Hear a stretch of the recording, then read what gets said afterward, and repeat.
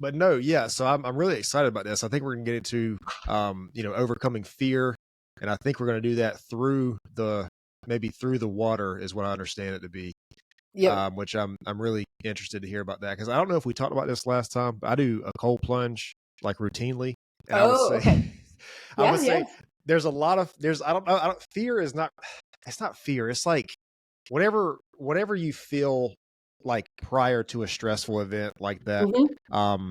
maybe anticipation of a discomfort, not necessarily fear, but I don't know, man. It's like something. It's like water seems like it would be a simple thing, but it's really, especially if you don't know how to swim. I'm sure it can be very, very intimidating.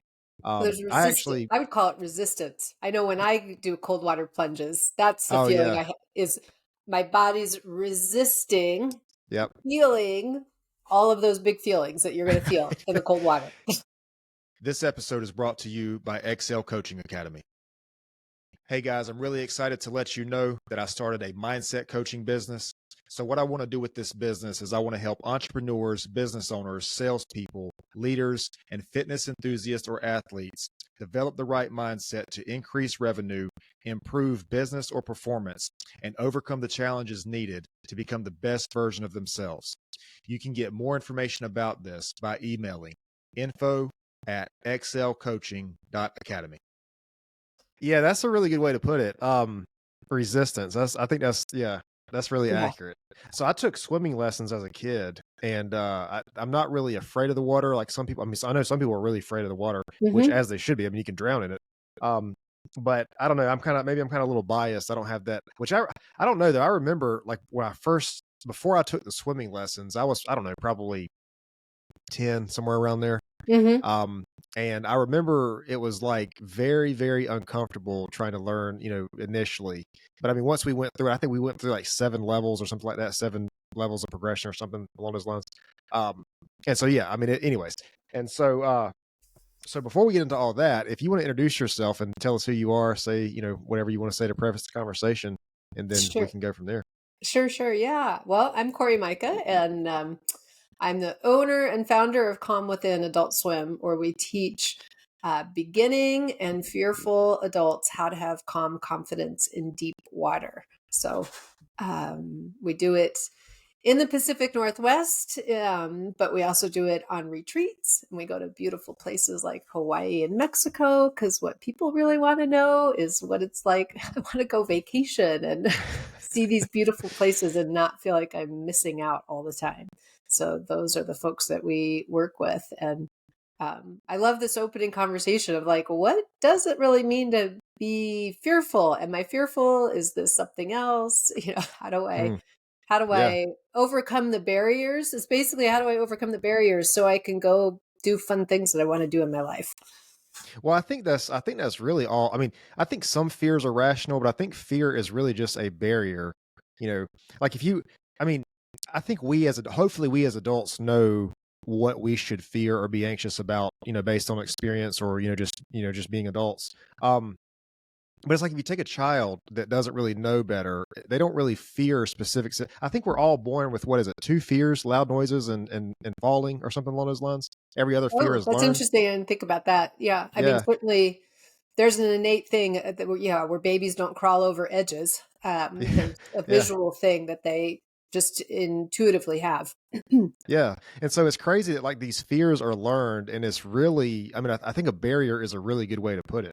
Like I know that there's things that are rational. We should like you see. I don't know if you see the videos of those guys like uh, what do they call it? It's parkour stuff where they're on a Hmm. building and they're like going from one to the. I mean, I don't recommend anybody doing that, but I just think that some things, I don't know. I feel like it's more mental than it is like an actual thing.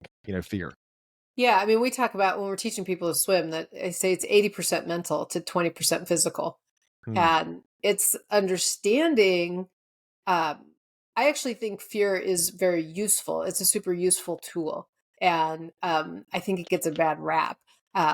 It's like you said with the parkour, it's useful for you to, feel fear Hmm. about jumping a long distance over, a great height. Like, Can some people do it? Yes, but you probably started with something smaller, right? And Right. you kind of know what your distance is, what your boundaries are, and you build up to something bigger and bigger. Hmm. Um, so while swimming inherently doesn't have to be fearful, um, there is an element you can't breathe while you swim, Right. right? And so if you have your access to air cut off, it's a Hmm. normal and healthy thing to feel fearful. Yeah. uh, so it's just And kind it's, of how we relate to it that's really important. yeah, I think it's a lot more important to feel fear and do the thing anyways versus not feel the fear at all and do the thing, because it's like it's the difference between not being afraid and being afraid anyways. I think that's actually the definition of between bravery, or the difference between bravery and courageous. I think brave is like there is no fear, but courageous is there is fear, but you do it anyways. I think there's a big difference between Mm, between the two. yeah. And I would, add to it in an adult way, right? A child Right. just bravely goes out and does things because Hmm. they have adults in the world like looking out for them to make sure that their core physical safety is taken care of.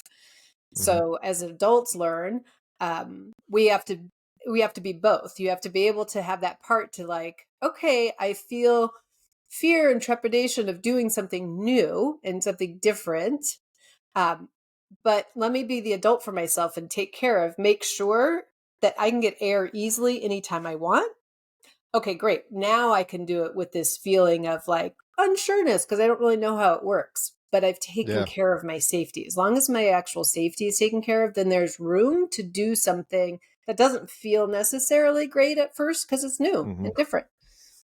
You Gosh, this is crazy. You mentioned, I want to go back. I want to take a step back just for a second. You mentioned breathing, like you obviously can't breathe in the water.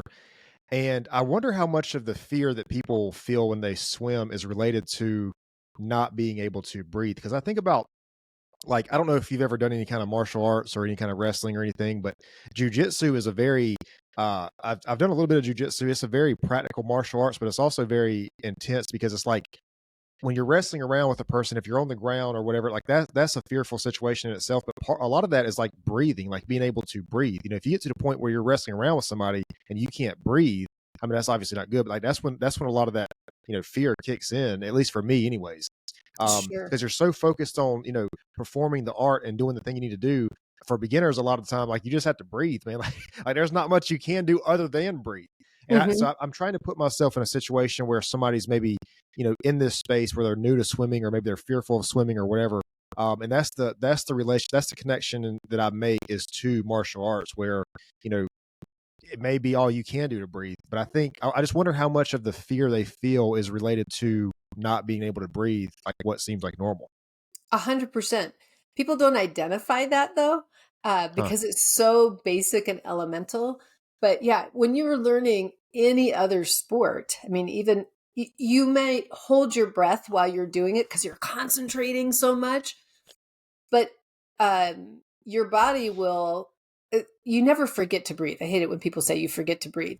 Your body's always going to tell you to breathe. It is Hmm. always good, right? And so, but you may have been holding your breath because you're so intently focused, but you can stop and breathe anytime you want when you're doing land-based sports.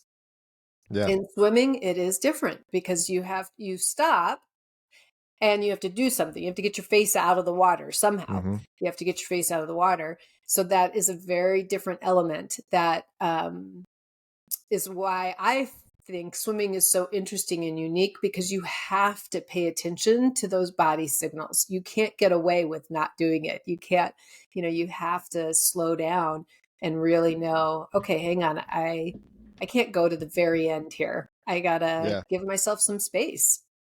Well, it's also too, it's so powerful, I think, to be aware of that, because breathing is so critical and necessary and basic to life, that if you get in that routine, this is just my imagination of this. If you get in that routine where you are so fearful and you're not breathing properly, then that's going to shut down everything else in your body. You're not going to be able to think correctly. You're not going to be able to move Hmm. correctly. And then that just exacerbates. It's like a snowball effect, of the fear so I'm curious, like how much, and I know there's a certain way this has to be done in the water, but how much of your work is focused on breathing, like on the breath, is any of it? A lot of it's focused on it. I mean, it's even before we get in the water, because the truth is Mm, that people will sit next to the pool, and this back to this part that how much of it is mental.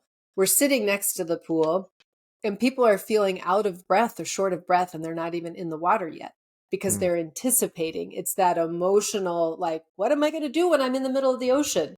Even though right. right now I'm just sitting next to the community center pool Yeah. where nothing is going wrong. Yeah. Right. So it's helping people to be able to really fully be present. Okay, let's get ourselves to calm before we even go into the water, and to Mm, notice how you use your mental state to be able to change your breath. And when your breath feels calm and your breath feels centered, like you say, it flows to the whole rest of your body. You're much more at ease. You got more oxygen going to your brain, all these kinds of things. Okay, now we could step into the water. Okay, now it's really time. Okay, nope, yeah, we're just standing in the water. Let's like yeah. bring it back in again. So it's repeatedly bringing people into that state of calm, which is about, yeah, take care of your breath. It's okay. You don't have to like do some magical breathing. You just have to tune in. Well, it's crazy, man, because I feel like a lot of this, like so much what we're talking about is like this lack of or this loss of control over our, what is probably the most basic thing. I mean, I feel like you can go longer without water than you can holding your breath. I think that's probably the rational statement. Like you can you can only hold your breath. I don't know what it is, however, how many seconds, but you can go a minute without drinking water. But Oh, water is basic to life, but yep, yep, you can only hold your breath for so long. Um, yeah. and it just makes me think about like when we talk about the water, and like I said, I might be a little biased because I've actually had swimming lessons or whatever, but I know if you see, you mentioned the ocean, if you see what like a picture of like the deep ocean, like where you can see like the surface, it's like the camera is underwater and you see like the surface level, but then Hmm. like, I don't know, 40-50 feet down is like pitch black. That absolutely terrifies me. And it's just like I think a sense of that is because of the unknown. Like you don't know, I mean, the the deepest part of the ocean I think is like 30,000 feet or something like that, which means that like you could be at the top of the ocean and the bottom of the ocean, it would be like the equivalent of you being at like an airplane altitude swimming, and then like the bottom is that is crazy. Yeah. That is insane. It's crazy or amazing. Like, Oh man. look at me fly. That's the kind of the sense that I love that you use an airplane, because it's the closest that we as humans get to flying Hmm. is, to be suspended over the ground in that way, when we're swimming, and just, yeah, having the water hold us. I wonder if anybody's ever swam. I don't know how wide that place. I think it's the Mariana Trench is how it's pronounced. I don't know if anybody ever swam across that thing, but man, I can't imagine. Well, here's the thing is that if it is, you know, 10 feet away or 10,000 feet away, it doesn't matter. Hmm. It doesn't matter. It's the same because Right. we're only using the top couple of feet of the water anyways. Yeah, You know? I think it's just that sense of unknown. Like, I mean, the ocean is like there's still parts of the ocean that are not known, and that's like I feel like Mhm. that's as much unknown as space probably, or maybe not as much, but um, I don't know. A pool is like a lot different. Like you can see a pool, or at least the pools I've been in, like the community pools, you can pretty much see most of what you need to see, at least for the most part. But I don't know that ocean, man, or even a lake, even or something Yeah. you can't really see. I don't know. It's crazy.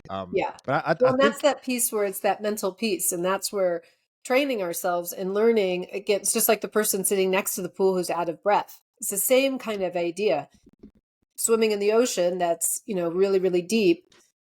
It's about coming into the presence of, like, yeah, my brain can go make up all these stories about the unknown, or I can come back and feel where I am right now, which is not 40,000 feet down, or whatever it is, Yeah. whatever the number is. Uh, I'm right here and I have breath, right? It's this idea of being able to constantly come back Hmm. into where you are right now. And this is where the safety and control is. Yeah. But the mind likes to, flitter away. So Oh yeah, for sure. It'll go on that's, its own little path. You'll be thinking about things like imagining your own. You'll be basically creating fears out of nothing essentially. Um, so do people come to you? I know like I guess you provide the actual swimming lessons for the water itself, but do you see people coming to you to specifically overcome this fear and then take that to another part of their life? Or is it just people are just focused on learning how to swim? Or do you just like help people get over fear and you use swimming as that example? Yeah, so most of our people, they're coming to us with that goal of swimming. Right. Uh, Okay. but they do come, um, oftentimes they might have something that has unlocked in some other area of their life, and then they're like, "Oh, maybe it's possible that I can do other things." And or it goes the other way. They're like, "I just want to learn to swim," and this thing unlocks, and then they go, "Oh my gosh, I can now unlock all these other areas of our life." So it becomes very interconnected. Hmm. Yeah, because it's a universal theme. Do do you know who Andrew Huberman is? The Huberman Lab podcast. He's a neuroscientist. I listen to his podcast a lot. Um, and I heard a podcast of his a while back, and this is like one of his. He promotes this idea. But you can, if you're trying to learn something, if you do something that's stressful or that spikes adrenaline or cortisol, like shortly after. So that would be like a cold plunge, a gym, going to the gym or something. It'll help you retain that information. And I just like this makes me think about if a person is afraid of swimming and they actually are afraid of it, but they're trying to learn how, I feel like they'll learn much quicker than a person who's not afraid of swimming and they're trying to learn because of that spike in adrenaline or cortisol. I Mm. mean, I don't know. I'm just speculating just based on the information he gave. Yeah, that's an interesting idea. I definitely think people who are afraid or haven't learned as an adult, um, they have an attention to it that Hmm. people who kind of know what to do don't have. And, people drown in triathlon events. It's not talked about Right. very often, right? People drown who are swimmers. And it's like, well, if they know how to swim, why'd they drown? And I Hmm. think they drown because they haven't learned how to pay attention to their bodies and their body signals. And they haven't learned to take care of that mind and breath piece. They're relying on their skills. And so people who come in and learn as an adult, um, they are paying attention to the signals that we need to keep safe. And they're learning how to relate to those. And so they learn in a different way, in a way that I think keeps them very safe while participating. So I think there's a very different quality of how they learn for sure. Hmm. That makes sense. I remember one time I was like I don't know, I feel like if I'm afraid of something, like I try to rationalize in my mind like okay, how, can I make the situation better? If I can, how can I do that? But I remember one time I was in a situation where so I went to I went rafting, whitewater rafting. I think we went as a with a church group or as a church or something. And the instructors told us like if something happens, if your boat flips over, if you fall out of your boat, essentially just let the water take you down or what. And I'm like, dude, so you're saying you have to submit total control to this water that is like raging down this river? And I don't know, man. That was like I think I don't even it wasn't my boat. I think somebody else in our group, their boat actually did that. They didn't drift far. They just drifted, a couple feet or 20 feet or whatever it was. But I was thinking about that in my head. Now that I'm thinking to have this conversation, it's like you have to basically give all control to this water and then just hope that the water is going to drift you to the to a safe place.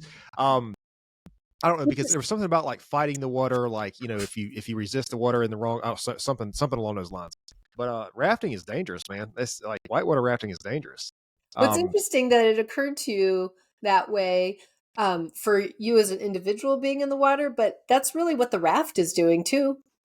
The raft is succumbing to whatever the river is doing. but yeah, but it's a flotation device. It's made for that.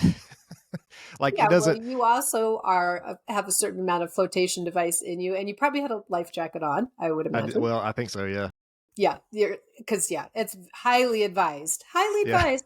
PSA, everybody, whitewater river rafting, you should have a life jacket on. yeah, Uh, because there's the buoyancy factors are different in moving water like that, and entrapment. I mean, yeah, that's the big danger on whitewater river rafting is yeah. entrapment. Because I think there was like you could get trapped under a rock or something, or like, and I was like, dude, this is like this. I can't believe I'm doing this. But I don't Yeah. know. It was an adventure for sure. I'd probably much rather go hiking or something like that. But it was it was an adventure. Where Uh, you think you have more control over gravity, huh? well, I just feel like if I slip and fall, that probably won't be as bad as getting trapped under a rock. I don't know. It's like again though, there's like certain I would probably go skydiving before I would go deep sea diving. And Mm, that doesn't really make sense because, obviously you can drown, but you have the equipment for like it's not like you're going to fall down to the bottom of the, I mean, you could, but you're not going to get hurt if you do that. You have right. all your equipment or whatever, but you could absolutely fall out of a plane and something happen, malfunction, and it not end well. And so it doesn't like, again, talking about rationality, um, if that's even a thing that we could, talk about with fear. But it's like it's much more of a rational fear. I feel like to not want to jump out of an airplane versus deep sea dive. But again, it's that water, man. It's like which I guess we can't really control air either. But Yeah. you know, Yeah. I You guess can't I guess control now that gravity. You can't control buoyancy. But I would imagine, I mean, the difference with jumping out of a plane, again, going back to this very elemental thing, is you can breathe. So there's mm, some like idea that maybe I have time to figure out how to get my parachute to open up or yeah, something like that, that maybe I can figure something out in that amount of time. There's, there are elements that you're in all the time. You're mm, in air and gravity all the time. You have lots of practice doing stuff in air and gravity. You don't have as much practice doing stuff in buoyancy and lack of, access to air. So it's very different. It's a very different environment. that makes a lot of sense. And what's interesting too is I've heard like psychologists and people like that say that I'm assuming elevators is a big fear that people have. A lot of people are afraid of elevators. Mm, But I've heard of psychologists talking about this concept that I don't know what the actual phrase is or what the terminology is. But if a person is afraid of something, exposure therapy is it. Exposure therapy works very well, in small increments to expose the person to this thing, and then eventually they get over the fear. So, do you have a system that you do like with people as far as the water goes? I mean, is there like, day one you step your feet in, day two, you get up to your knees type thing, or what? I mean, how does that happen? yeah, for sure. That is what we're teaching people. We're teaching them to take on a, a big enough step that they're taking a step, Right. um, but not so big of a step that it flips them out, right? We Mm, just need to have some step that you can actually stay present to. So, yeah, like putting your feet in the water, walking around, walking around with your hand holding on, or not, depending, different people need different things. But yeah, we're breaking the skills down into small enough chunks that you can stay there for it and you can get the information and you can have that adrenaline system calm back down. Okay, mm. I'm safe. I got it. All right. Now I could add another tiny little step. It's a little bit, but okay, got it. Got it. Right. System calms back down again. Yeah. So it's repeating. Yeah. What I love about this is, as you're saying this, I'm seeing really this translate to other areas of my life that I've been in, like entrepreneurship or business or whatever. Like, because I tell people all the time, man, if here we're talking about swimming, but if you're doing something like trying to start a business or something like that, you can really in that first, they call it analysis paralysis. You can really get paralyzed in that first little like that first little stage if you don't just take a step in the right, just take a step. It might Hmm. not be, it doesn't have to be a giant step, just take a step. And I tell people all the time too about like the gym. If you start the gym, your first day in the gym, if all you do is walk 5 minutes on the treadmill, that's fantastic because the hardest part is getting in the door. Yep. So I love this concept of like these incremental improvements. Yeah. I think it's very powerful. We talk about the infinite 1%. Do you know about that one? I haven't, but I'd love to hear about it. Yeah. So the hardest thing in physics is going from 0 to 1, right? Mm, To get something moving. Like you say, the hardest part is getting to the gym. right, And but we always think in our head, I have to go from 0 to like 100. I have to go from sitting on my couch to doing this 45-minute workout and doing these weights and this machine, right? All the things. right, right. No, your job is to go from 0 to 1. And then it's just to keep doing 1% of change over Mm, time. And, if you're just making that 1% of change over time, that ends up in this huge arc of change over time. We always think Hmm. we have to go from here to, a 90-degree turn. We do that. We think we have to do, 100% change. And that, because that's a way to stop ourselves from doing anything. Yeah. But just our job is infinite 1%, just 1%. And over time, massive change. People talk about 1% change a lot, and the number you hear is a 365% difference. But I don't think that's right because it compounds every day. If Mm, like just assuming you're at baseline right now and then you do 1% every single day, the next day is going to be 1% of that. So it's like compounded. So I right. don't, 365 is not right. It's actually a lot higher than that. Yeah. Yeah. Yeah.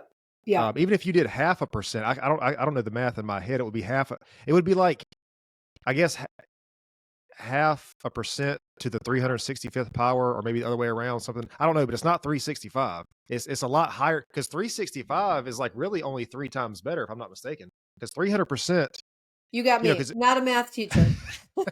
yeah, I'm pretty. So if it's like 200%, that's like two times, like twice as better, like twice as much.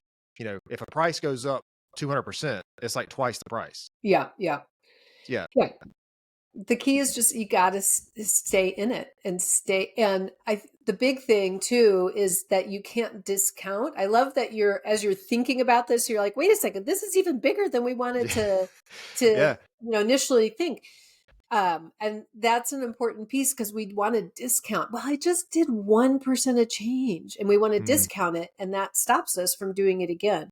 But it's doing the 1% or half a percent or whatever. Like it's keeping that little bit of momentum going, going, going, and Mhm. rewarding your brain for it. Like, yes, I did that. Yes, I did that. Yes, I did. Well, it wasn't enough. No, no, no, no, no, no. It's just keeping that ball rolling, speaking to Yeah. yourself, thinking about yourself in a way that continues it forward. I think something else I think about too is like it doesn't have to be that 1% because some days it might be 1%, some days it might be 5%. But I think as long as you continue like in that same direction every day, Yeah. because I think a lot of people like especially in the goal setting space and we talk about consistency and stuff, but consistency is a direction more than it is an action. As long Hmm. as you're like in that direction and you just keep showing up, man. And that's gosh, that really helps me out. That philosophy of like, as like showing up is the hardest part. If you don't feel like showing up, but you still show up, that's actually more important than if you showed up and did like 10% better, because you Yep. felt like or you were motivated or had extra coffee or whatever it was that day. For sure. For sure. Yeah. We talked before we got started here about cold water dipping, and Yeah. yeah, how many times I'm like, okay, all I have to do is put my feet in. Like that's Hmm. what will get me there. All I have to do is put my feet in, and I put my feet in, winning. I can Yep. totally leave now if I want to. Oh, come on, then all right, Yep. I'm up to my knees, and okay, well, it's 40 degrees out and windy and cold. Of course, like it's silly. Just, I always end up doing more, but I Yeah. always do pause at that, like, yay, I won. I just won. And yeah, I can do more. What's crazy about this is we talk about like not wanting to do this thing but doing it anyways. Uh, Andrew Huberman talks about a brain area called the anterior mid-cingulate cortex, and it's basically neuroscientists have labeled this as the discipline muscle because people who are exceptionally fit or live longer healthier lives have a bigger part of this brain, and it's basically when you force yourself to do things that you don't want to do, this part of the brain gets bigger. Mm-hmm. So essentially it's like discipline, it's like a discipline muscle in your brain. Mm-hmm. um and it's just, man, that's so powerful because it's easy to like be a person who is attracted to a thing and wants to do a thing because it's appealing to you or whatever, but it's a whole different thing when you're dedicated to the process of the thing. you know like I can just imagine a person saying like you know I want to learn how to swim versus I want to be a swimmer. Like I feel like those are two different things because if you want to learn how to swim, you're going to learn how to swim. But if you want to be a swimmer, there's things that happen that like I'm assuming there's a lifestyle a swimmer has to have to maintain that. Like swimming is one of the best exercises that there are. Yeah. And it's like you could be like me who learned how to swim and then you like don't even use it, or you could be a swimmer. Those are two different things. This is true. This is true. Yeah. Because I can think even in my own life, I've been doing this for 25 years and, I've been in the water forever, but there is a difference between, yeah, I teach and I work with people and run my business, but I haven't swam in a Hmm. very long time. I mean, I picked it up again recently because I wasn't swimming for my own like personal fitness or that sort of thing. So yeah, there's some. I'm going to the Philippines in a week and going with a group of people who are swimming. And Hmm. yeah, some people they're regular swimmers. That they swim 3 times a week, and some of us Well, we know how to swim and we'll have a good time. But yeah, we'll be a little bit it, further behind in those 3 mile swims. gosh, 3 miles. I think a triathlon is like 2 miles.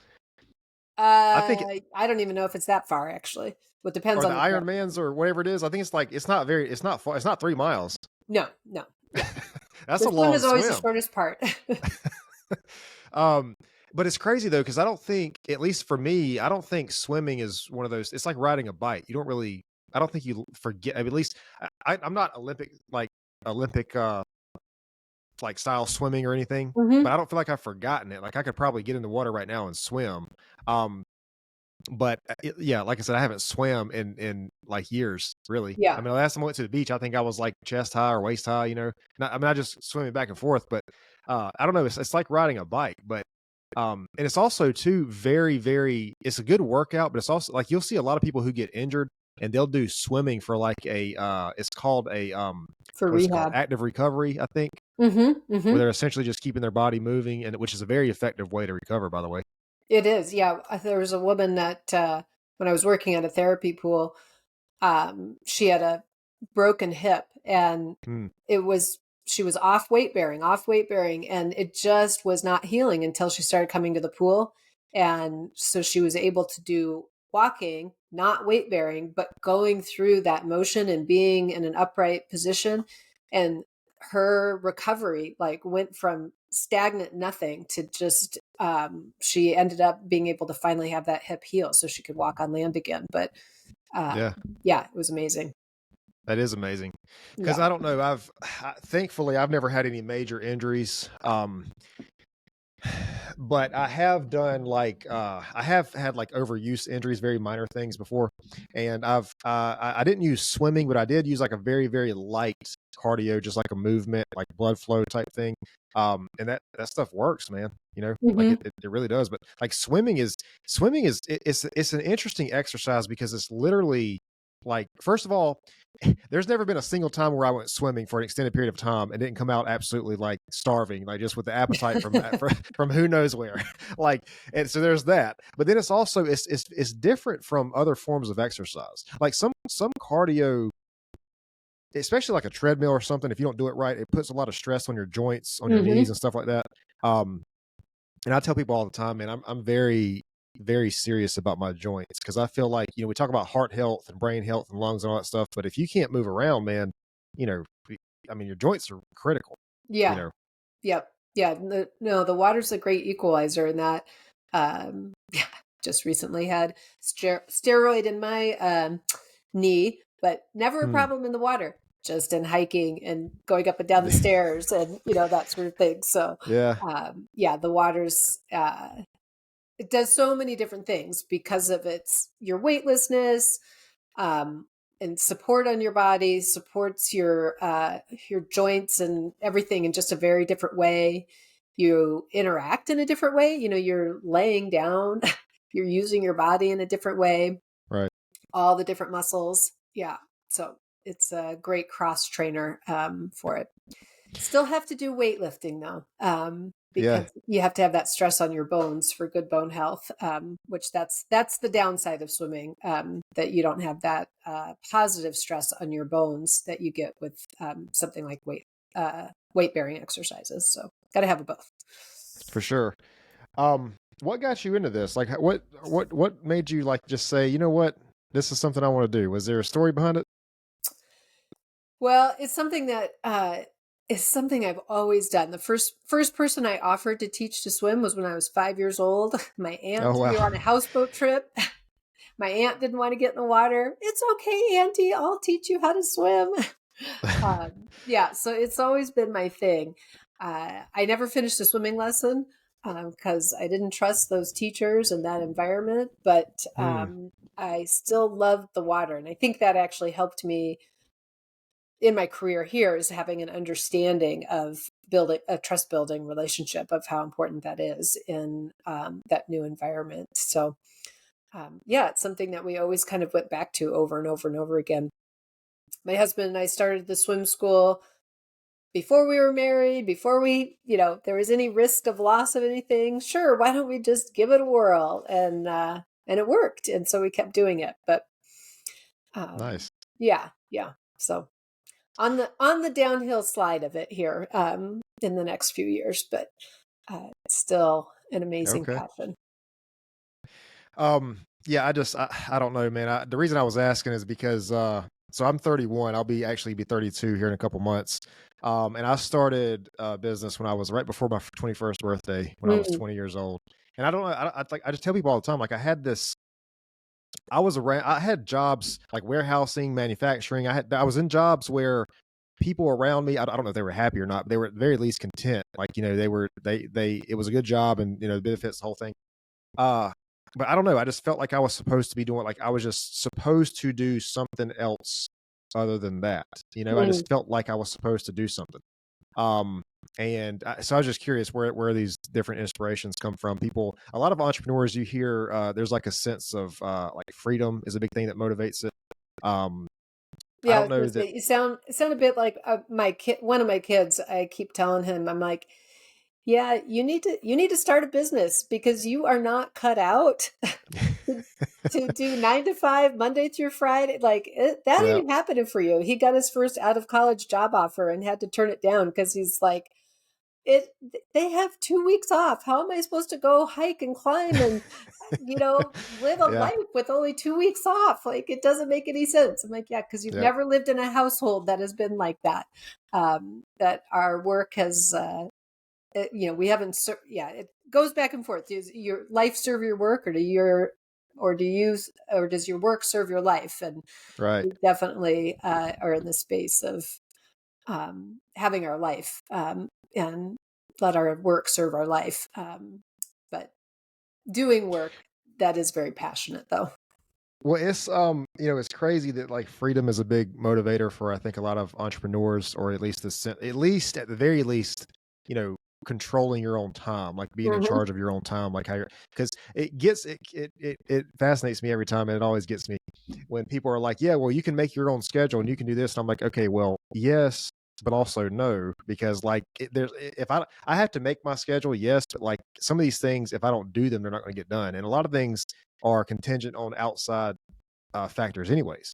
Hmm. So I don't know, but I mean, I'm just curious where different inspirations for starting businesses. You mentioned passion.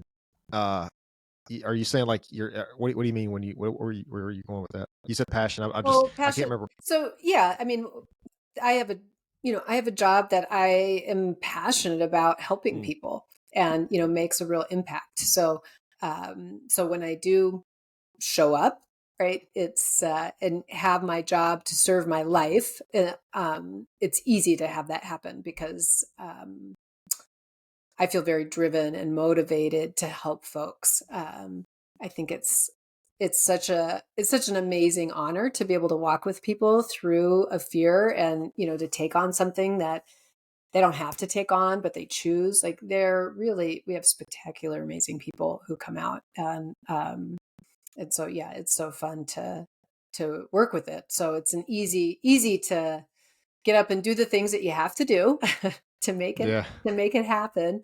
Um, but yeah, feeding that passion and then letting our job, letting our company serve our life too. Hmm. You know, like I just realized this, but with all the people that I've asked this question to, the ones that I feel like are doing well at that job, I don't think anybody's ever answered like, "Oh yeah, I did this because I wanted to make all this money or as much money as possible." Like, Mm. I think that a lot of people who are successful at a thing, like, I don't think you can be motivated by money and then simultaneously follow the passion part of it. I just feel like there's way too many things that come along to test you along the entrepreneur route. You know, it's way too hard to make it work.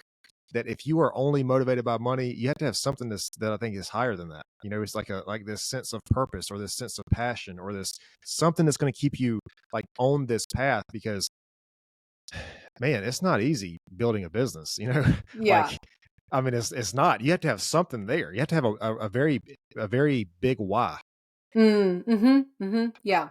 Well, to be authentic in your offer and what you're talking about, Mm, if you want to, I don't know, if you want to just make money, then I think you start getting real pushy and, mm, yeah. convincing and, just trying to make other people do things versus, yeah, coming from a real heart centered place.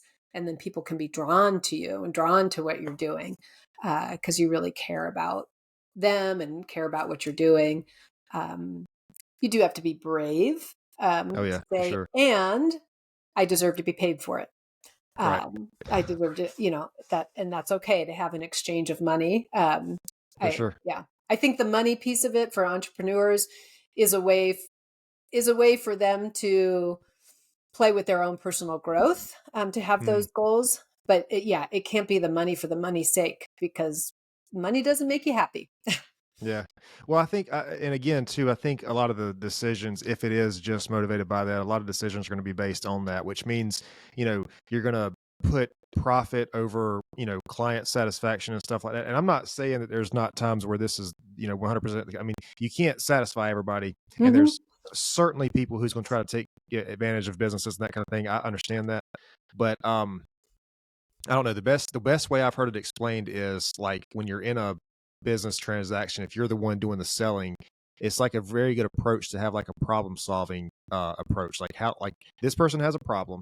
How can I solve this problem for them? And are they willing to pay me to solve this problem? I mean, that's like in a nutshell, that's basically what it comes down to. Man, it's every once in a while I'll meet a person, either a business or whatever, and they'll something will happen in the interaction, whether it's with me or another customer or something, and I'll just try to put myself in their shoes and like think of why this person chose to handle this way. And I would think of like, what would I do if I was that person? And I am 100% referring to an experience I had a while back. So I went into this place. So I bought a shirt and I went into this place and it had to be like it was a dress shirt, so it had to be like pressed or whatever. And so I went to this place and the collar. I don't know how women's collars are on dress shirts, but men's there's like a what is it called? It's essentially a piece that stays in the collar that keeps it like Oh, stiff, kind of. sure. Yep. And there was a piece behind that. So, anyways, when they ironed it or did whatever they did, it was like there was the piece behind it. It left like a melted imprint on the outside because it Mm. was like that piece behind it. And so I asked them, like, to me, I was very practical in this approach. Like, I was asked them, like, hey, is there a way to get this out? They tried to get it out, they couldn't. And then so when I went to pick the shirt up, it was just like immediately the person was like, yeah, we're not going to do anything about it. And I was like, well, geez, all right. I guess not. I mean, the company that I got the shirt from, they actually sent me a replacement because whatever. So it was all taken care of. But I was like, man, how would I handle this situation if I was in this person's shoes? Like, I don't know, did something happen earlier that day that like I was just the straw that broke the camel's back, or what happened here? Yeah, it sounds And like it's a little defensive there coming in. yeah, and you know what was really crazy about it was the person I'm assuming the person that owned the business said that and then disappeared, and the lady at the desk had to essentially finish out the the Transaction. the transaction with me, and I was Yeah. like, okay, you know, have your opinion. I respect that, but what I do not respect is throwing it off on this person to essentially finish the process. I'm not Mm. okay with that. Anyways, so I don't know. There's just like, but I mean, there's a thousand ways that interaction could have been solved. But I try to think about like, okay, what's really going on here? How would I handle this situation? And here's what I can say. There were three business owners involved. This person, me, and the person that I actually got the shirt from, and at least two of us handled it the same way. So I because I probably would have done the same thing that that company did if I was in that situation. But I don't know. It's just I tell people too that like entrepreneurship, man, is like it's really like a lifestyle. There's like I feel like there's the question of, are entrepreneurs born or made? Hmm. And I don't know. I just feel like no sane person would want to deal with these kind of things on a day-to-day basis, you know? It's just like the things you Over have and to go over. through to make this stuff work. Yeah, well, and it just gets more complex too I mean, it sounds like you were dealing with an employee versus the business owner who delivered the shirt to you. Mm, And I mean, who knows? Maybe the business owner would have been on the same solution that you were on too, but it didn't get communicated through the employee because they have, employees have a different mindset and view. mhm. That as an employer, you're constantly trying to help them have that entrepreneurial mindset, but Yeah. they don't. So, Man, I wish before I started my business, I really wish somebody would have. I wish I think one of the most important skills to learn as an entrepreneur is the ability to handle that day to day. It's almost like pressure, you know, because everything I mean, if you have a team or if you have people that work for you or whatever, like everything is essentially on you, you know, like, I mean, yeah, somebody might be doing the day to day work, but like, you know, the way I always see it, I told somebody this one time and I was trying to explain to him what this process was like. I was like, dude, I question a lot, like if I'm doing enough of the right things and not doing enough, or you're not doing too much of the wrong things. You know, it's just like a day to day, like it's like a week to week, sometimes month to month, sometimes day to day, like just analysis of what's going on in your business. You know, Tony Robbins has a phrase that says constant and never ending improvement. You know, and I mm-hmm, think that's extremely accurate. hmm. Um, Yeah. but Yeah. I don't mean to go off on a tangent here about entrepreneurship. I don't know. It's just really it's something I'm really passionate about. Yeah. Yeah. But No, and I think honestly sometimes when, I am in that space of like, oh, all the things, and there's that little fantasy, I could just go get a jobby job and mm, not have to worry about all those things. That lasts about, a good hot second. And then it's like, yeah, but then I'd have to do what somebody else says and I'd have to not have that freedom and flexibility. And that's just but not who I do you am. think that's fear though? Do you think that's like a fear of like, if because I think about that sometimes, that like we're talking about fear, and I think maybe one of the things that keeps people at jobs that they hate, other than, you know, security, um, I think is fear of, because I've had people ask me this. Or like, when did you get to the point where you just said, you know, you went out 100% on your own to stop working jobs and stuff like that? The answer is long and lengthy. For brevity's sake, I won't get into it. But they were like, when did you get into that space? And I think about like, that's essentially, we're talking about fear. I feel like that's what it is. I think it is for a lot of people. Yeah, it's interesting when reflect back on my own time. I always say when, I started our company, we were young and dumb and didn't know to be afraid. Yeah. Um, and we did do this like just do one thing at a time and one thing and one thing and one thing, like we were talking about earlier.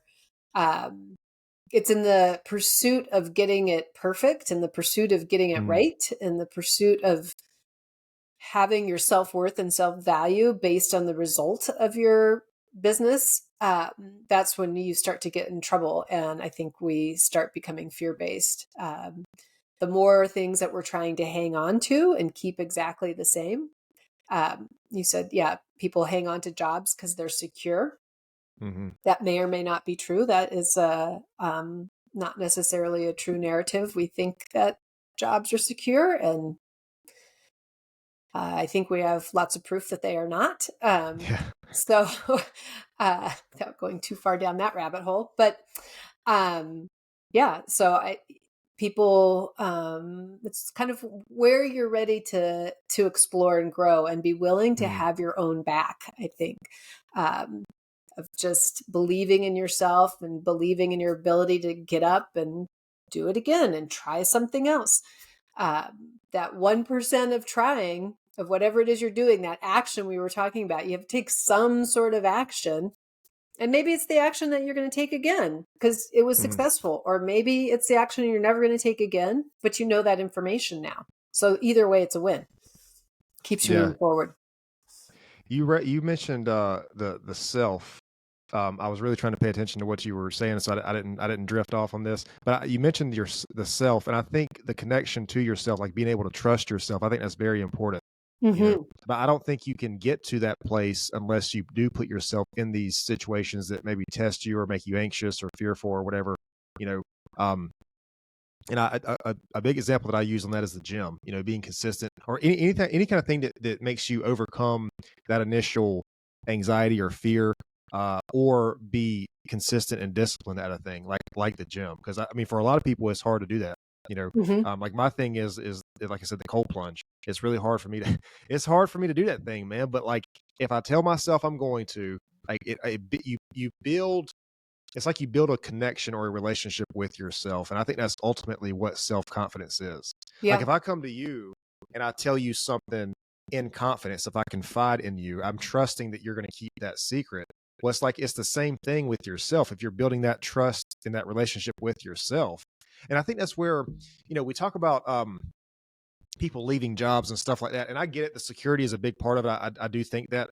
But I think also too, man, I think a lot of us have never really been taught how to follow that inner voice or our inner guidance. A lot of us, unfortunately, we have external influences that say, "Hey, this is the life you should live." Your grandparents did this, your parents did this. This is what you should do. You should pursue this education. This, and it's like that might work, but at the same time, man, it's like, are you suppressing what you feel like you were called to do? Um, and I Maybe. don't I know. think there's space and the world needs both, Yeah, right? yeah. Oh, yeah, for sure. We need people who lean into new and creative things, and we Hmm. need people who, you know, keep things consistent. Like the the fields have to be plowed and the cows have to be Yeah. milked, and you Well, know, and that's the thing too. Like some people, and this is a very important point because it sounds like, oh, everybody should just start a successful business. Well, that's not the case, because what success is different to everybody. It's subjective to the person, and like what success is to one person might be a happy, healthy family. It might be something completely different to somebody else. But I right, think, again, that's where that tapping into your own direction for your life, what is that for you? It comes back to the self-confidence of the individual, because how can we trust that intuition or that guidance for ourselves if we don't know how to trust ourselves? And so I think that's ultimately where it starts. I mean, because we can talk about identity, we can talk about, what are you passionate about? What do you really want to do? But if you don't, like, if you have that thought or that inner voice or whatever, and you don't know how to trust yourself, can you follow it?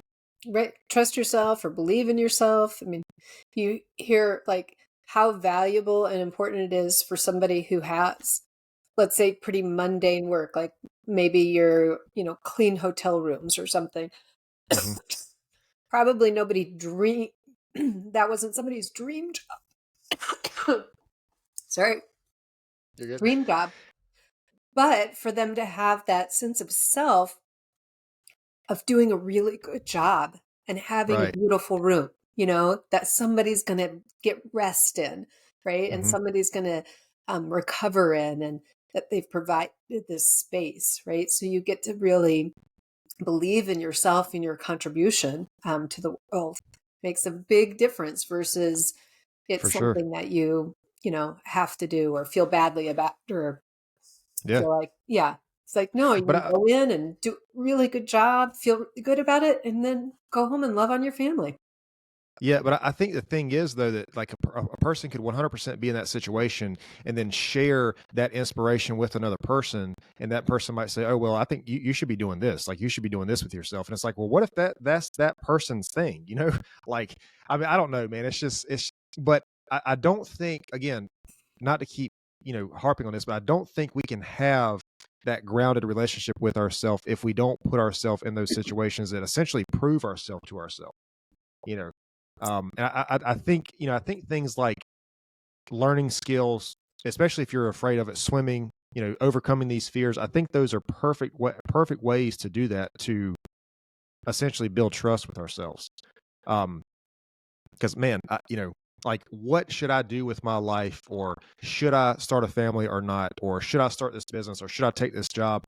Those are very powerful questions, and you might have people who mean very well around you, but ultimately that's going to be a decision that you have to make, and you really have to have a source for that. You have to have something that allows you to follow that. I don't know. That's just Yeah. like, if a person were to say, "What is my purpose?" I don't know if there's a bigger question in life than that.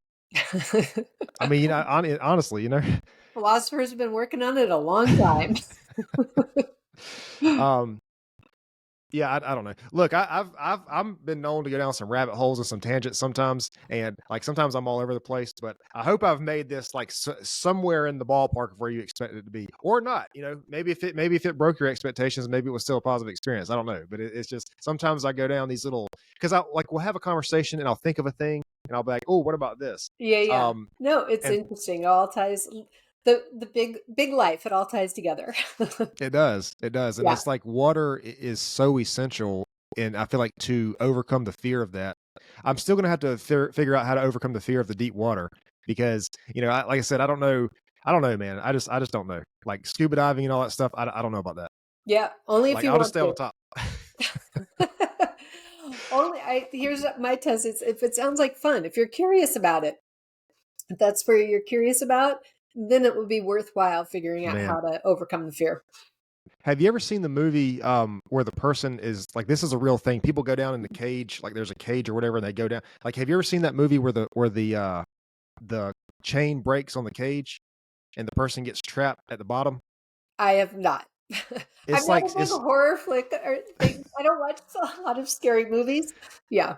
no, well, I think I don't watch a lot of TV, but I have seen that. But anyway, it's about, and the person like I'm not going to spoil it or go down that road for you. It's just crazy like to think about that, but that is a real thing. People do go in the ocean and they're in that little container basically. And there's like sharks swimming by and all this other kind of stuff. And it's just, I mean, I'm actually not as afraid of the shark as I am the unknown depths of the ocean. It's just like, you don't know, I mean, there could Yeah. be, the shark could be the least of your worries. You don't know what's like, there could be a hotel size animal down there. I mean, you don't know. So anyway, I don't know. Listen, I'm going to let you get out of here. Is there anything, probably not. We went everywhere. Is there anywhere that we didn't cover that you wanted to cover or anything? I I don't think so. I think we went all over the place. we did. We did. We did. We So almost got as long as a Huberman interview. No, just kidding. Not quite that long. I was listening to one of his the other day that was like 3.5 hours. I was like, man, these guys. Anyways, which I've been talking today. I've been talking about probably about 5 hours. I mean, I got another call after you here in a little bit. It's going to be probably another hour. All So, right. We'll go uh, rest up and then get to it. do you have social media or anything that you want to share, website or anything? Yeah. So our website is adultswimlesson.com. So one swim lesson, adultswimlesson.com. And then calm within adult swim is our social Okay. on all the socials. And one last question, and I'm really Mhm. interested to get your answer on this. This is something I ask everybody before we close. If you could share one of the most important or valuable lessons you've learned in your life, it can be something from your personal life, if you're comfortable sharing, or your career. What do you think is one of the most valuable lessons you've ever learned? Um, well, the thing that comes to mind is the thing that I use as a filter all the time in our business. My office manager has questions and such. Is keep it simple and let it be easy. Hmm. That is like our filter to what is the right decision and path forward. Okay, hang on. Let's just keep it simple. Let it be easy. Yeah, Doesn't have to be overly complicated. So that is a big lesson that I come back to over and over and over again. I love that. Yeah. Just like swimming, keep it simple. You overcomplicate it, you might sink. Exactly. Suddenly there's ginormous animals at the bottom of the Oh my ocean that gosh, I nobody's can't. ever knows about. You know what? I'm gonna go on a binge of looking at these deep sea photos just to get some exposure therapy for this fear. All right. Hang out for just a second. I'm gonna Yeah. explain to you the upload situation, but I do appreciate your time here today. Are we? Hey guys, I really appreciate everybody tuning in today. If you found this content or this episode useful and intriguing, you can visit us on social media. This is Facebook, Instagram, TikTok, Rumble, YouTube, Spotify, Amazon Music, and Apple and Google Podcasts. Pure Wisdom Podcast on all social medias. You can interact with us, follow, like, and share there, and we will see you guys next time.